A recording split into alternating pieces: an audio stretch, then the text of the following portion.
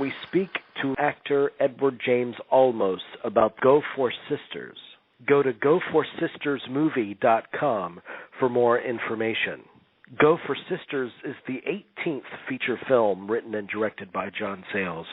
The story concerns two women who grew up the best of friends, Bernice and Fontaine. But as time went on, they drifted apart until their paths reconvene 20 years later when Fontaine is a recovering addict fresh out of jail and Bernice her new parole officer. When Bernice's son goes missing on the Mexican border, the two team up to find him, and they employ the services of a disgraced ex-LAPD detective by the name of Freddie Suarez, who is played in the film by Edward James Olmos. Hey, Freddie! I like your posse. Who was that guy, Tony Orlando? You still got my package? Getting back in the saddle? Something like that. My sister been married to police 40 years. Yeah, screw loose. I ain't a cop no more. Oh, yes, you are. You look like one. Smell like one. Punk guy is. I'm curious to know, from an actor's perspective, what was the John Sayles experience like for you? Extraordinary. I had known John for over 30 years. We've been running in the same circle because we both do independent films, and we've done them most of our lives. And so I was very happy when I got the phone call asking if I'd help produce the movie.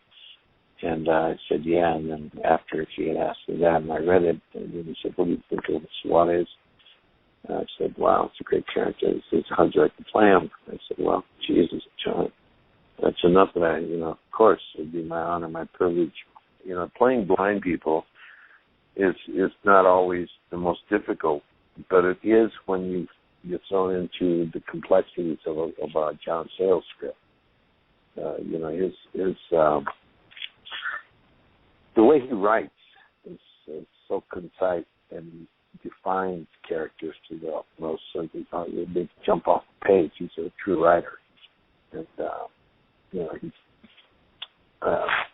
way he created the character, and the situation that he placed him in was just incredible. A disgraced LAPD detective who had served for over 30 years in service and was known as the Terminator.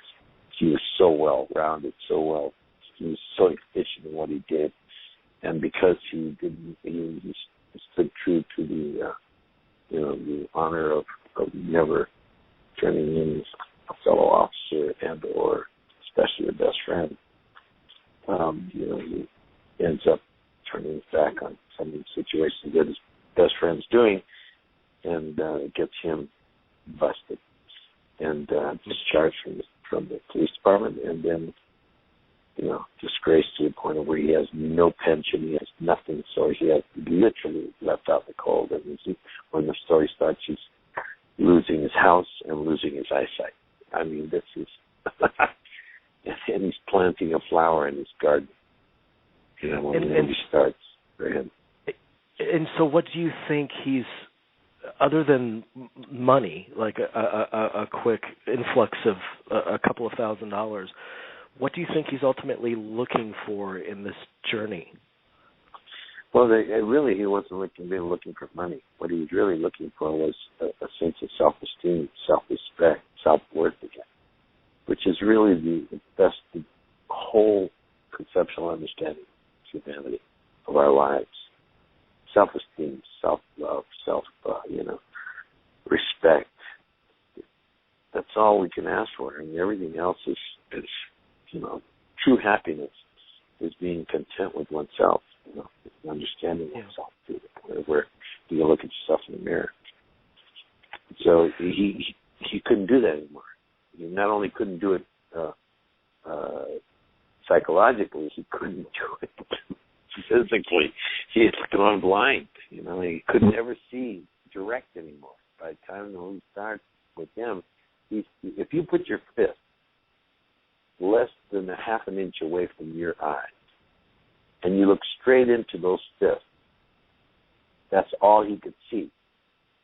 Now, Mm-hmm. if you put your hands up there, you'll see that you have peripheral vision. You're looking right into your hands, but outside of the hands you can see, but that's all you can see. And so if you look, you really can't see anything. You can see to the side. If you turn your head a little bit, you can see to the ground. You know, you can see, but you can see your foot if you move it. If you move your foot, you'll see it. If you keep it still, it'll kind of blend into you can't really tell that it's there. You can see something, but you don't know what it is. So if you really get into understanding what, you know, macular degeneration is, it's devastating. It's a slow process of going blind. You know, from a person that can see to a person that loses complete eyesight. If it goes to the extreme, you're totally blind. You'll never see again. So, and you're losing it slowly. It hemorrhages. It's really tough. It's a tough disease. And when he gave it to me, and I said, "Oh, Jesus, John, thank you very much." He had no idea where I was going to take it. You know, because he could be at first stages of macular degeneration. You know, that's like a pin, like the size, let's say, of a 5-cent piece, about 5 inches away from your face, your eyes. That's what's covered, and everything around that. And then that little 5-cent piece you can see. And if both eyes are in the same position, I mean, if they both have 5-cent pieces, you can see all around it. You can see people. You've got a lot better vision, but you don't have any vision in that little 5-cent piece. So that's how it usually starts. You know, hearing you talk about the depths of this character, it gets me to thinking that the job of a great writer is a lot like the job of a great actor. It's about finding the lines between the lines, the life between the lines, I think. And when you're creating this character, I mean, how much did it all fully come from the text, or did you go out and try to find a model for the character? How did that work for you? It came from the text. His writing. Remember one thing. You saw the movie, so you know what the experience was. I did not add one word, nor did I take away one word. I did not ad-lib one moment. So then you realize how well written this is, to the point of where you're sitting there and, you know, I got to take a nap. You know, it's so well thought through. Yeah. I mean, you know, just think about what the guy did. You know, it's just amazing. And then, you know, the fact that he wrote the African American women. Come on, Jesus, long is that hard to do? Trying to find the voice of an African American woman. Yeah, he really is extraordinary, and he's the voice of. I mean, he is a major figurehead in the world of independent film, rightfully so. And I love independent film primarily because it explores the human experience, and that's something we get less and less of in mainstream cinema. I would imagine that draws you to independent film as well as an actor. Yeah, sure. I mean, I have done independent film from almost the get-go. The very first thing I made was Aloha, Bobby and Rose, where I got my sidecar, and I played an extra, and then she catapulted up to a higher status during the shooting. So, you know, we have, from the very offset, we've had a tremendous journey in the independent world. Just one more question for you. I was talking to Mr. Sayles last week, and we were talking about you.